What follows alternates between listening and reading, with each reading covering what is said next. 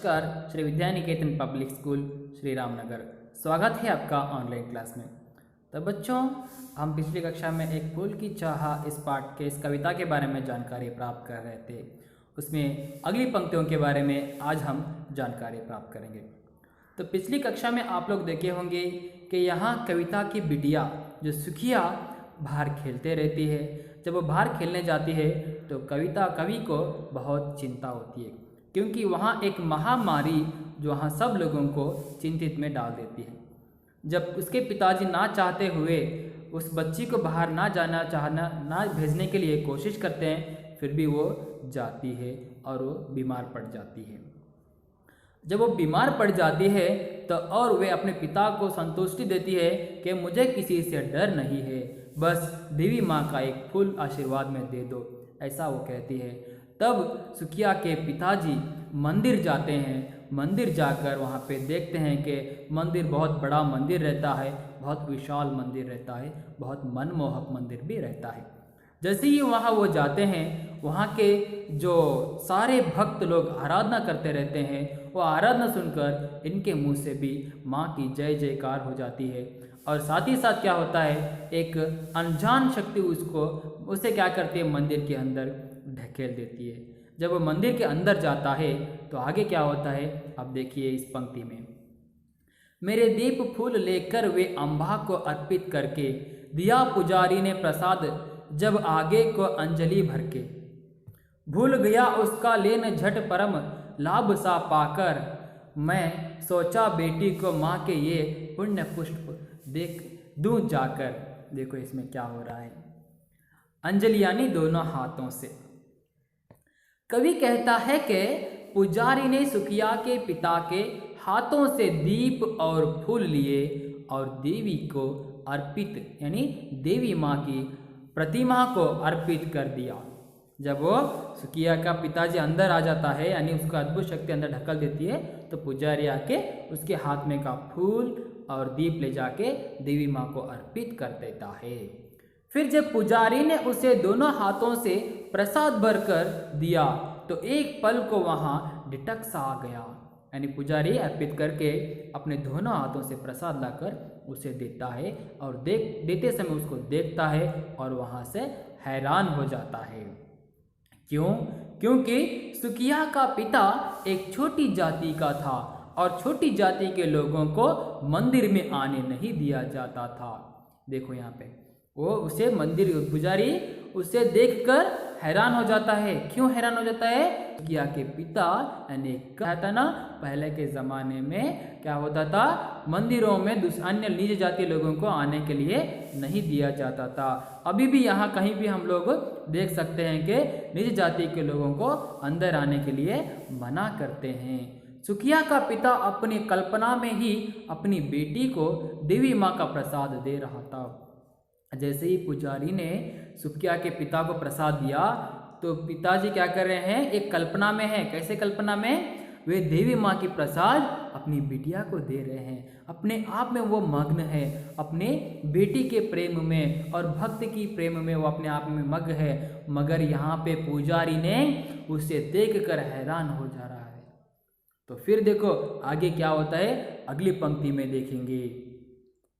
सिंहपौर तक भी आंगन से नहीं पहुंचने में पाया, सहसा यहाँ कैसे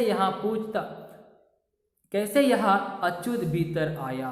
पकड़ो देखो भाग ना जावे, बना धूर्त यहाँ है कैसा। साफ स्वच्छ परिधान किए है भले मनुष्यों के जैसा। देखो यहाँ पे क्या होता है, सिंह पर यानी मंदिर का मुख्य द्वार, परिधान यानी वस्त्र। इस पंक्ति में देखो कवि क्या कह रहे हैं।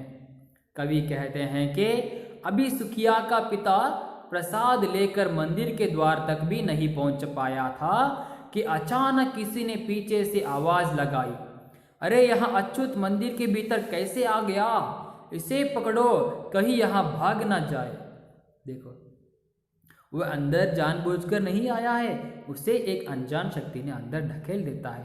पुजारी ने उसके हाथ में रहे से जो दीप और पुष्प ले जाकर अर्पित करके उसको प्रसाद दे देता है। बाद में उसे देखने के बाद पीछे से आती है। इस अछूत को अंदर आने कैसे दिया? अंदर आने के लिए कौन दिया? ये भीतर कैसे आ गया? इसको पकड़ो, कहीं वो भाग ना जाए। वो तो अभी जाने के लिए तैयार ही नहीं है, वो तो अपने आप में मग्न है। वे अपनी बिटिया को प्रसाद दे रहे हैं, कल्पना कर रहे हैं प्रसाद देने की, मगर ये लोग उसे पकड़ने के लिए भागदौड़ कर रहे हैं। वो तो नहीं भागेंगे ना, वो अभी तो वहां से निकले तक नहीं, ये पकड़ो कहीं वो भाग ना जाए। इस तरह वहां के मंदिर के लोग पेश आते हैं। देखो आगे क्या होता है, इसे पकड़ो कहीं यहां भाग ना जाए। किसी ने कहा कि इस चालाक नीच को तो देखो कैसे साफ कपड़े पहने हैं ताकि कोई इसे पहचान ना सके। देखो क्या कह रहे हैं, और कि एक इंसान कहता है, किसी ने कहता है ये देखो चालाक नीच जाति का इन पहने हैं, इसलिए पहना है कोई इसे पहचानना नहीं चाहिए, कोई इसे पहचानेगा तो कैसे कहकर ये अच्छे कपड़े साफ सुथरे कपड़े पहनकर मंदिर में आया है, ऐसा कह रहे हैं। फिर देखो कवि यहाँ दर्शाना चाहते हैं, कवि यहाँ बताना चाहते हैं हम लोगों को कि निम्न जाति वालों का मंदिर में जाना अच्छा नहीं माना जाता है। यानी आजकल के मंदिरों में क्या हो रहा है, नीच जाति लोगों को मंदिर में आने से मना कर रहे हैं, और उनको भी हक बनता है मंदिर के दर्शन करने की, भगवान के दर्शन करने के। भगवान कभी किसी को ऊंच जाति को नहीं देखता है, भगवान सिर्फ भक्ति को देखता है। यहाँ सुखिया के पिताजी दुखी है, उसकी बिटिया वहाँ पे बीमार है, इसलिए वो मंदिर के पास मंदिर में भगवान की प्रसाद के रूप में फूल लेने के लिए आए हैं, भगवान से आशीर्वाद मांगने के लिए आए हैं। मगर यहाँ लोग ऊंच जाति नीच जाति कहकर उसके पीछे जो दर्द भरा जो चीज है उसके बारे में कोई सुन नहीं रहा है। वो किस लिए मंदिर आया है ये कोई उसको पूछ नहीं रहा है, बस ये कहते जा रहे हैं वो नीच जाति का है, उसे अंदर आने क्यों दिया, वो अंदर कैसे आया, पकड़ो उसे कहीं भाग ना जाए। ऐसी चर्चा यहाँ पे हो रही है। देखो चलिए तो आगे नेक्स्ट पंक्ति में देखो क्या होता है। पापी ने मंदिर में घुसकर किया अनर्थ बड़ा भारी, कलुषित कर दी है मंदिर की चिरकालिक सुचित सारी। क्या मेरा कलुष बड़ा है देवी की गरिमा से भी, किसी बात में हूँ मैं आगे माता की महिमा के भी। देखो इस पंक्ति में क्या बता रहे हैं, कलुषित यानी अशुद्ध, चिरकालिक यानी लंबे समय से, सुचित यानी पवित्रता। देखो इस पंक्ति में बताया गया है कि कवि कहता है कि मंदिर में आए हुए सभी भक्त सुखिया के पिता को पापी कह रहे थे। वे कह रहे थे कि सुखिया के पिता ने मंदिर में घुसकर बड़ा भारी अनर्थ कर दिया है और लंबे समय से बनी मंदिर की पवित्रता को अशुद्ध कर दिया है। देखो वहां के लोग सब लोग क्या कर रहे थे, सुखिया के पिता को क्या दोषी मान रहे थे। ये मंदिर आकर क्या कर दिया, मंदिर को कलुषित कर दिया है, मंदिर को अशुद्ध कर दिया है। लंबे समय तक मंदिर बहुत शुद्ध था और ये निज जाति का अंदर आकर इसे अशुद्ध कर दिया है, पूरा गंदा कर दिया है, ऐसा उसको दोषी मानते हैं। इस पर सुखिया के पिता ने कहा कि ऐसा कैसा हो सकता है, ताकि माता की महिमा के आगे उसकी अशुद्धता अधिक भारी हो। सुखिया के पिता के कहने का तात्पर्य यह था कि जब माता ने ही सभी मनुष्यों को बनाया है तो उसके मंदिर में आने से मंदिर अशुद्ध कह सकता है। देखो उसके पिता यानी सुखिया के पिता कहते हैं मैं अंदर आने से कलुषित हो गया है, यानी भगवान ने, माता ने हम सब लोगों को बनाया है, जो माता ने हम लोगों को बनाया है उसी के पास हम लोग जाएंगे तो कलुषित कैसे हुआ, ऐसे सुखिया के पिताजी ने पूछते हैं उन लोगों से। तो फिर देखो अगले पंक्ति में क्या होता है, माँ के भक्त हुए तुम कैसे करके यहाँ विचार खोटा, माँ के सम्मुख ही माँ का तुम गौरव करते हो छोटा। कुछ ना सुनो भक्तों ने झट से मुझे घेर कर पकड़ लिया, मार मार कर मुक्के घूसे दम से नीचे गिरा दिया। देखो यहाँ पे क्या हो जाता है इस पंक्ति में, खोटा यानी बुरा यानी घटिया, सम्मुख यानी सामने। तो इस पंक्ति में देखो कवि क्या बता रहे हैं, जो सुखिया के पिताजी मंदिर जाते हैं और सारे लोग उन्हें घेर लेकर क्या करते हैं, कवि कहता है कि सुखिया मंदिर अशुद्ध हो गया है। इस तरह का घटिया विचार यदि तुम सबके मन में है तो तुम माता के भक्त कैसे हो सकते हो। देखो, मैं अंदर आने से यानी सुखिया के पिता अंदर आने से मंदिर अशुद्ध हो गया है, ऐसी घटिया सोच आपके पास है तो आप भक्त कैसे बन गए। माता के भक्त आप नहीं हैं। माता के भक्त माता सिर्फ भक्ति को देखा जाता है, ना कि उच्च जाति और निज जाति को। ऐसी सोच आपके अंदर है तो आप कैसे भक्त हो सकते हैं।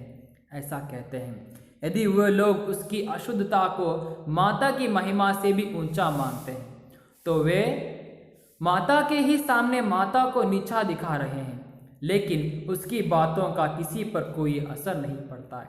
वो देखो क्या कह रहे हैं, माता के सामने किसी को ऊंच नीच दिखा रहे हैं, माता का अपमान कर रहे हो तुम, ऐसा सब कुछ सुखिया के पिताजी बोलते हैं, मगर वे कोई मानने के लिए तैयार नहीं होते हैं। उनके बात का उन पर कोई असर नहीं पड़ता है। लोगों ने उसे घेर लिया और उस पर घूंसे और लातों की बरसात करके उसे नीचे गिरा दिया। देखो, वहाँ के लोग वो उसकी बेटिया के लिए प्रसाद के रूप में फूल मांगने के लिए भगवान के पास आए, और वहाँ के लोग क्या है, जो दिमाग कुछ है ही नहीं वो लोगों को, अभी भी ऊंच नीच जात करके उसे क्या कर दिए, सब लोग पैर से मारे, हाथों से मारे, नीचे गिरा दिए उसको, और उसे दोषी मांगने लगे और सारा मंदिर अशुद्ध हो गया ऐसा कहते उसे डांटने लगे, मारने लगे। कहाँ है ऐसा करने से। देखो, वो बिटिया बीमार है, अगर इसको मारेंगे, इसको कहीं चोट लग गया तो उसको देखभाल करने वाला कौन है। यहाँ पे इतने मंद बुद्धि के लोग हम लोगों को दिखाई देते हैं आज भी। तो इस कविता से हमें यहाँ पे पता चला रहा है, कवि हमें यहाँ बता रहे हैं कि इतना दुखी में भी लोग उनके दुखी के बारे में नहीं समझते।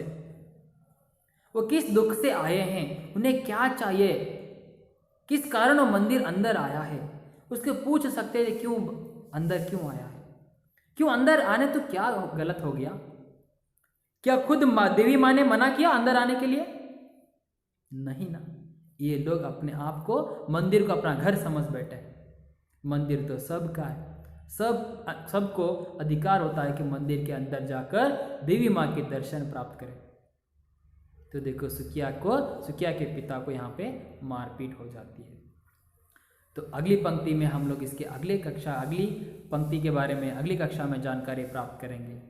तो चलिए, तब तक के लिए धन्यवाद।